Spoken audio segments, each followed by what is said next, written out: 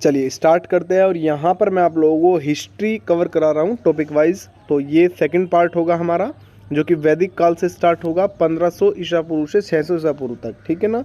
और ये ऊपर का मैं एक पूरा कवरिंग करा रहा हूँ, बहुत जल्दी यहाँ पर कवर होगा 2-3 क्लास के अंदर।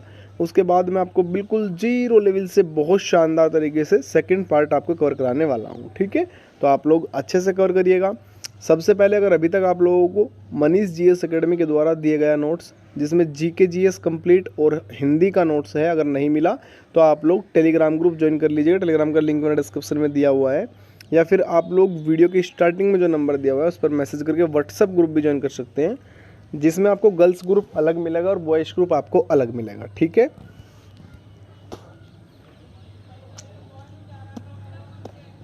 तो आप लोग सभी ज्वाइन कर लीजिएगा। इसमें आपको हिस्ट्री अलग मिलेगा, पॉलिटी अलग मिलेगा, ज्योग्राफी अलग मिलेगा, इकोनॉमिक्स अलग मिलेगा, यूपी जीके अलग मिलेगा, और करंट अफेयर आपको अलग से मिलेगा, ठीक है ना। हिंदी का संपूर्ण पार्ट आपको एक पार्ट में मिलेगा, जिसमें 28 से 29 चैप्टर एक पीडीएफ में कवर किया गया है और स्टेप बाय स्टेप आपको पूरा कवर करके समझाया गया है, ठीक है। चलिए अब यहाँ पर मैं आऊँ।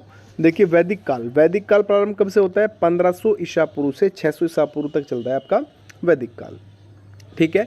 आर्य भारत में मध्य एशिया से आए थे। सबसे पहले डायरेक्ट आपसे पूछेगा आर्य भारत में कहाँ से आए थे, तो मध्य एशिया इंपॉर्टेंट आंसर होगा, याद रखिएगा, ठीक है। चलिएगा इसके बाद थोड़ा सा मैप के आधार पर दिखा रहा हूँ मैं, ठीक है ना। देखिए ये आप लोगों का अफगानिस्तान यहाँ पे, और आप लोगों का पश्चिमी गंगा, और आपका कश्मीर, और आपका उत्तर में हो जाएगा उत्तरी राजस्थान, ठीक है। इस चीज़ को समझिएगा। इसीलिए क्या है, इसीलिए भारत का नाम आर्यवर्त रखा गया था। क्यों रखा गया था? क्योंकि आर्य कहाँ से आए थे? आर्य आए थे आप लोगों के, हटा दो, नहीं सेकंड कर देना तो, बिल्कुल बिल्कुल। आर्य आप लोग आए मध्य एशिया से। कहाँ से आए भैया? मध्य एशिया से आए, इसीलिए भारत का नाम आर्यवर्त रखा गया। संपूर्ण उत्तर और उत्तर पश्चिम भारत में आर्यों के द्वारा ग्रामीण सभ्यता की शुरुआत की गई, जिसे वैदिक सभ्यता कहा गया, ठीक है ना। वैदिक सभ्यता किसके द्वारा शुरू की गई? तो आप लोगों को याद रखना है आर्यों के द्वारा। किसके द्वारा? आर्यों के द्वारा। मोस्ट इंपोर्टेंट क्वेश्चन होगा, ठीक है ना। आर्य श्रेष्ठ थे, ये तो अच्छी चीज़ है। चलिए आगे आइएगा। इस सभ्यता के लोग, बिल्कुल सही है। देखिए जो आर्य सभ्यता थी, वैदिक सभ्यता जो थी आप लोगों की, जो आर्यों ने प्रारंभ किया, उसमें इस सभ्यता के लोगों का कार्य क्या था? कृषि और पशुपालन। कृषि भी करनी थी और पशुपालन भी करना था। पारिवारिक, ये आप लोग किस प्रकार का परिवार था? पितृसत्तात्मक। ये क्या होता है? जिसमें पिता का शासन चलता हो। क्या कह सकते हैं? बहुत सिंपल तरीके से समझा रहा हूँ, जिसमें पिता का शासन चलता हो, ठीक है। इसके बाद आइएगा वैदिक काल के स्रोत। वैदिक काल के स्रोत वह वैदिक साहित्य का किया जाता है। वैदिक साहित्य में शामिल क्या क्या है? वेद हो जाएगा वैदिक साहित्य में, ब्राह्मण ग्रंथ हो जाएंगे, उपनिषद हो जाएंगे, अरणायक हो जाएंगे। ये सभी कैसे हो जाएंगे? ये सभी वैदिक सभ्यता में शामिल है, ठीक है। इसके बाद आइएगा यहाँ पर हम वो लिखित स्रोत जहाँ से हमें वैदिक काल की जानकारी मिलती है, उसे हम वैदिक साहित्य कहा जाता है। क्या कहा जाता है? जहाँ से हमें ये स्रोत मिले कि वैदिक काल की जानकारी क्या थी, या वैदिक काल के कुछ स्रोत, वैदिक काल की जानकारी, उसे कहा जाएगा वैदिक साहित्य। इम्पोर्टेंट क्वेश्चन है, बनता है एग्जाम में। बात करते हैं वेद की। वेद कितने प्रकार के होते हैं? वेद है आपके 4 प्रकार के, ठीक है। कौन कौन से वेद है भैया? पहले नंबर पर आता है ऋग्वेद, सबसे बढ़िया, इंपॉर्टेंट, सबसे अधिक बार पूछा ना। सबसे प्राचीन वेद कौन सा होगा? सबसे ज़्यादा उत्तर प्रदेश बीएड परीक्षा हुई थी 2022 में, दोनों शिफ्टों के अंदर पूछा हुआ था, ठीक है। यूपी पीसीएस परीक्षा हुई थी, दोनों शिफ्टों के अंदर पूछा गया, सीसेट में भी था और उसमें जीएस फर्स्ट में भी था, ठीक है। तो ये बहुत बढ़िया लेवल का क्वेश्चन है, और कई बार बड़ी बड़ी परीक्षाओं या छोटी छोटी परीक्षाओं के अंदर बार बार रिपीट होता आया है, ठीक है। अच्छा, वेद कितने प्रकार के हैं? 4 प्रकार के वेद है भैया, ठीक है। कौन कौन से हैं? पहले नंबर पर ऋग्वेद आता है, जो 1500 ईसा पूर्व से 1000 ईसा पूर्व। सबसे प्राचीन वेद किसे माना जाता है? ऋग्वेद को। किसे? ऋग्वेद को। ऋग्वेद के अंदर 10 मंडल, कितने मंडल हैं? 10 मंडल है। और हाँ बिल्कुल, सबसे प्राचीन या सबसे पुराना मंडल कौन सा है? दूसरा जो मंडल है और 7वां मंडल, ये सबसे पुराना है, ठीक है ना, ओल्ड, याद रखिएगा। और सबसे नवीन मंडल कौन से हैं? तो याद रखिएगा, पहला मंडल और 10वां मंडल, ये सबसे नए मंडल हो जाएंगे। 10 मंडलों का संकलन वेद व्यास के द्वारा किया गया है, या वेद व्यास के द्वारा लिया गया है, याद रखिएगा। तीसरा मंडल महत्वपूर्ण विश्वामित्र ने किया था, ये याद रखना है। तीसरा मंडल किससे संबंधित है? विश्वामित्र से। तीसरे मंडल से गायत्री मंत्र लिया जाए। गायत्री मंत्र कहाँ से लिया गया है? ऋग्वेद से लिया गया है। अगर ऋग्वेद ऑप्शंस में नहीं है तो कौन से मंडल से लिया गया है? तो तीसरे मंडल से लिया गया है।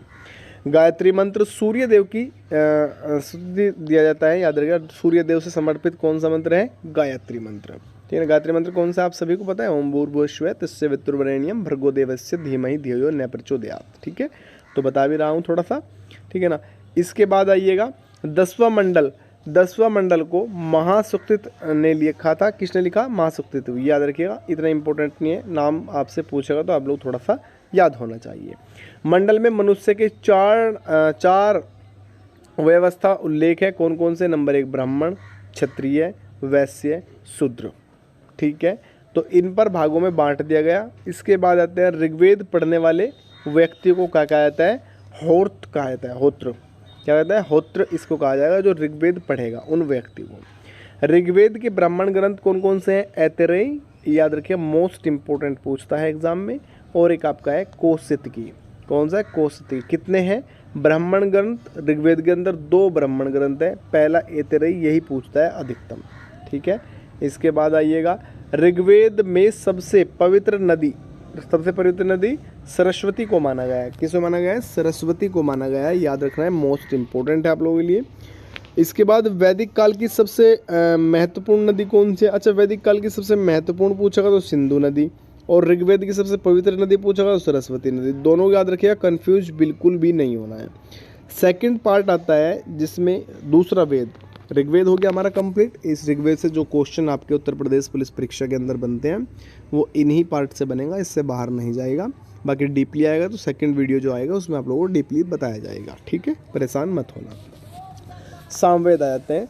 सामवेद में ऋग्वेद के वो मंत्र जिनका उच्चारण नहीं किया जाता है, जिनका उच्चारण नहीं किया जाता, वे सभी किस में आएंगे? सामवेद के अंदर। ठीक है, सामवेद में कौन से आएंगे मंत्र? वे सभी मंत्र आएंगे जिनका उच्चारण ऋग्वेद में नहीं किया गया या नहीं किया जाता। ठीक है, तो वे सभी सामवेद में देखने को मिलेंगे। अच्छा, संगीत को सर्वप्रथम उल्लेख कहाँ से मिला है? संगीत का जो सर्वप्रथम उल्लेख मिला है वो मिला है सामवेद से। कहाँ से मिला है भैया? सामवेद से। भारतीय संगीत का जनक किसे माना जाता है? भारतीय संगीत का जनक सामवेद। कौन सा? सामवेद को माना जाता है। मोस्ट इंपोर्टेंट क्वेश्चन है, याद रखिएगा। इसके बाद सामवेद के मंत्र सूर्य देव को भी समर्पित हैं कुछ मंत्र। ठीक है ना। सामवेद को पढ़ने वाला क्या कहा जाता है? उद्गाता। क्या? उद्गाथा। याद रखिएगा, जो सामवेद को पढ़ेगा, जैसे हाँ बिल्कुल, ऋग्वेद को पढ़ने वाले को होत्र कहा जाता था, इसी प्रकार सामवेद को पढ़ने वाले को उद्गाता कहा जाएगा। सामवेद का ब्राह्मण ग्रंथ कौन सा है भैया? पंचविश। एक ब्राह्मण ग्रंथ है, कौन सा? पंचविश। याद रखना है, मोस्ट इंपोर्टेंट रहेगा।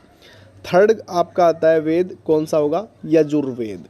यजुर्वेद की एक नाम अलग से यक्ष कहा जाता है। यजुर्वेद को क्या? यक्ष।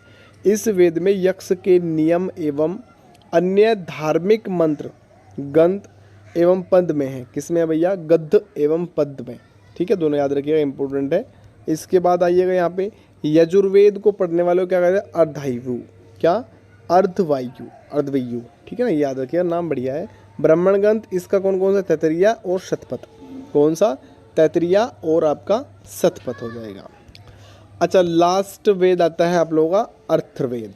कौन सा? अथर्ववेद। ये इंपॉर्टेंट है, बहुत बढ़िया। सबसे नया वेद इसे कहा जाता है। क्या? कि सबसे नया वेद कौन सा है? अथर्ववेद है जी। अब इसमें क्या कुछ होता है? काला जादू इसमें चलेगा, जादू टोना इसमें चलेगा, वशीकरण इसमें चलेगा, भूत प्रेत इसमें चलेगा। इस प्रकार की जो समस्याएं होगी, इन सभी का निवारण कहाँ पे मिलेगा? अथर्ववेद के अंदर। कहाँ पर? अथर्ववेद के अंदर इन सभी का मिलेगा। इसके बाद अथर्ववेद पढ़ने वाला कौन होगा भैया? ब्रह्मा। कौन सा? ब्रह्मा। ब्रह्मा याद रखना है, ब्रह्मा। ठीक है ना। अच्छा, ब्राह्मण ग्रंथ कौन सा है भैया अथर्ववेद का? ब्राह्मण ग्रंथ एक है, उसका नाम है गोपथ। क्या है? गोपथ, याद रखना है। इसके बाद अरणायक कुल कितने हैं? तो अरणायक हो जाएंगे टोटल कितने हैं? देखिए, परीक्षा में ज़्यादा नहीं पूछेगा अरणायक से, परीक्षा में आपसे यही पूछेगा कि अरणायक कितने प्रकार के हैं। ठीक है ना। तो ये नहीं पूछा कौन कौन से, आपसे पूछा कितने प्रकार के हैं। तो अरणायक आपके 7 प्रकार के हैं, ठीक है ना, याद रखिएगा। इसके बाद वह ग्रंथ जिसकी रचना वैदिक काल में वनों में की गई है उन्हें अरणायक कहा जाता है। ऐसे ग्रंथ, थोड़ा बहुत अच्छे तरीके से समझाने की कोशिश करूँगा। ऐसे ग्रंथ जिनकी रचना वैदिक काल में, यानी वैदिक काल में रचना की गई है, वैदिक काल में लिखे गए हैं, और कहाँ पर, ये वनों में बैठ के, एकांत स्थान पर बैठ के जो लिखे गए ग्रंथ होंगे उन्हें अरणायक कहा जाएगा। और ये वैदिक काल में लिखे गए हैं, याद रखना है, ठीक है, मोस्ट इम्पोर्टेंट है, याद रखना है आप लोगों को। इसके बाद उपनिषद किसे कहा जाता है, उपनिषद समझो एक बार। उपनिषद कैसे बना है शब्द, उप प्लस निषद। कुल कितने हैं, 108। प्रमाणित कितने हैं, कुल 8, ठीक है ना, तो याद रखिएगा। अब देखिए, जिन विद्वानों का ज्ञान शिष्य गुरु के समीप बैठकर लिया करते हैं उन्हें उपनिषद कहा जाता है। वर्तमान में शिक्षक और टीचर, ऑफलाइन क्लास वाले, ठीक है ना, ऑफलाइन क्लास वाले जो टीचर होंगे उनको पास जो शिष्य जाते हैं, जो स्टूडेंट्स जाते हैं, उस समय क्या होता था कि जो मतलब एक तो ये हो गया कि हमने अरणायक पढ़ लिया, एक उसमें बहुत सारा ज्ञान प्राप्त हो गया। एक ये होता था कि स्टूडेंट कह सकते हैं या शिष्य कह सकते हैं, खुद गुरु के पास बैठकर, गुरु के समीप बैठकर, पास में बैठकर उनसे जो शिक्षा प्राप्त करता था उसे कहा जाता था उपनिषद। क्या कहता है, उपनिषद, ठीक है, याद रखिएगा, ये इंपॉर्टेंट हो गया। इसके बाद आता है मंडकोपनिषद। सत्यमेव जयते कहाँ से लिया गया, मंडकोपनिषद। बहुत बढ़िया, मोस्ट इम्पोर्टेंट क्वेश्चन है, ठीक है ना। मंडकोपनिषद, सत्य शिवम सुंदरम कहाँ से लिया गया है, मंडकोपनिषद से, ठीक है ना। इसके बाद कठोपनिषद से क्या लिया गया है, यमराज और नचिकेता स्वाद। ये तो नहीं पूछता, लेकिन ये जो 2 पार्ट हैं, फर्स्ट पार्ट और सेकंड पार्ट, ये मोस्ट इम्पोर्टेंट है और दोनों परीक्षाओं में आए हुए हैं। सत्यम शिवम सुंदरम अलग अलग भी मिल सकता है, सत्यम कहाँ से लिया गया है, शिवम कहाँ से लिया गया है, सुंदरम कहाँ से लिया गया है, या आपसे दोनों 2 ऑप्शंस देके लास्ट का पूछ सकता है, या फिर आपसे सत्यमेव जयते कहाँ से लिया गया है, मंडकोपनिषद से। सत्यमेव जयते कौन से वेद में है, ये पूछ सकता है, ठीक है ना। तो ये थोड़ा सा बिल्कुल भी कंफ्यूज इसमें आप लोगों को नहीं होना है। चलिए, अब देखिए, प्राचीन भारत पे मैं पहुंचा था तो मैंने आप लोगों को ये पढ़ाया है, ठीक है ना। ऐतिहासिक काल 600 ईसा पूर्व। टोटल महाजनपद की यहाँ पे बात करेगा। देखिए, पूरे भारत को टोटल 16 महाजनपद के अंदर बांट दिया। एक बड़ी बात ये होगी, जो 16 महाजनपद है, 16 महाजनपद में से 8 महाजनपद केवल और केवल उत्तर प्रदेश के अंदर। बड़ी बात है, क्योंकि पूछता है एग्जाम में। यूपी SSC और यूपी PCS का सबसे फेवरेट क्वेश्चन है ये वाला, ठीक है ना। सबसे अधिक महाजनपद कौन से वर्तमान राज्य में थे, ठीक है ना, कई बार आया हुआ है, तो याद रखिएगा 8 महाजनपद उत्तर प्रदेश में। अब इनकी पूछता है राजधानी। 16 महाजनपद कौन कौन से, अंग महाजनपद, राजधानी क्या होगी, चंपा। काशी महाजनपद, राजधानी क्या होगी, वाराणसी, ठीक है ना। इसके बाद आइएगा मंगल, देखिए यहाँ पे दिया हुआ है, ये थोड़ा गलत किया हुआ है टाइप यहाँ पे। राजगृह पाटलिपुत्र, वैशाली। कंधार की क्या होगी, तक्षशिला, कंधार की क्या होगी, तक्षशिला। इसके बाद कुरु की राजधानी इंद्रप्रस्थ, वज्जी की राजधानी विधेय या मैथिली, पंचाल की राजधानी आइच्छत्र, मल्ल की राजधानी कुशीनगर, अवंती की राजधानी उज्जैन, ठीक है ना। इसके बाद आप लोग यहाँ पे देखिएगा, कंबोज की राजधानी हाटक या राजपुरा, सूरसेन इम्पोर्टेंट है, कुरु इम्पोर्टेंट है, पंचाल इम्पोर्टेंट है, और कौशल्या इम्पोर्टेंट है, और आप लोगों का यहाँ पर मल हो जाएगा, हाँ, कौशल की श्रावस्ती, मत्स्य की विराटनगर, और आप लोगों का वत्स्य कौशंबी, और चेदी की ये पूछ सकता है, ये इंपॉर्टेंट है, शक्तिमती, ठीक है। तो ये कंप्लीट है आप लोगों का। बौद्ध धर्म की अगर यहाँ पे बात करूँगा थोड़ी सी, बौद्ध धर्म की जो स्थापना किसने की है, तो गौतम बुद्ध ने बौद्ध धर्म की स्थापना की, जिसे लाइट ऑफ एशिया कहा जाता है। क्या कहा जाता है, लाइट ऑफ एशिया कहा जाता है। शाक्य मुनि भी इसको कहा जाता है, बौद्ध धर्म, ठीक है ना, गौतम बुद्ध को शाक्य मुनि। बौद्ध धर्म की स्थापना गौतम बुद्ध ने। जन्म कहाँ पे हुआ, 563 ईसा पूर्व, नेपाल के कपिलवस्तु लुम्बिनी नामक स्थान पर इनका जन्म होता है, गौतम बुद्ध जी का।